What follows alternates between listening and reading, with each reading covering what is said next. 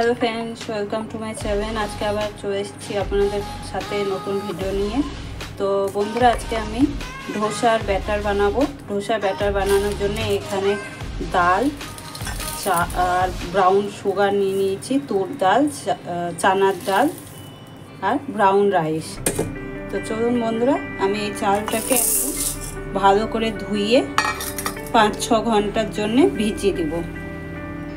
তো বন্ধুরা, আপনারা দেখছেন আমি ধোসা ব্যাটারের চাল ডাল ভালো করে ধুয়ে ভিজে দিয়েছি।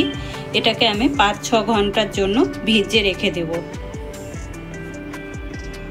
তো বন্ধুরা, আপনাদেরকে আমি দেখিয়েছিলাম চাল ভিজে রেখেছিলাম 6 ঘন্টার জন্য, 5 থেকে 6 ঘন্টা ভিজে রেখেছিলাম। তো এই দেখুন আমার ধোসার চাল ভিজে গেছে। এবার আমি এটাকে মিক্সচার মেশিনে ভালো করে পিষে নিব। তো চলুন বন্ধুরা, আমি মিক্সচার মেশিনে চালটা পিষে নিই, তারপরে আপনাদেরকে আমি ব্যাটারটা দেখাচ্ছি।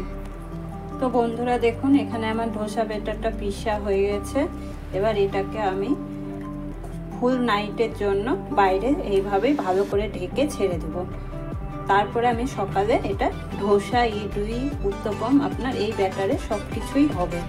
তো বন্ধুরা, আমি এটাকে ভালো করে ঢেকে রেখে দিই। তা আবার আপনাদের সাথে দেখা হচ্ছে সকালে ধোসা ব্যাটার নিয়ে।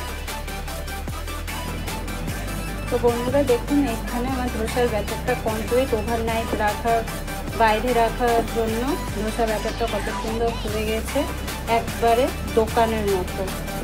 তো বন্ধুরা, আপনাদের আমার ভিডিও কেমন লাগলো লাইক, কমেন্ট, সাবস্ক্রাইব করবেন এবং নতুন নতুন ভিডিও দেখার জন্য সাথে থাকবেন। আজকের মতো আমি এখানে শেষ করছি।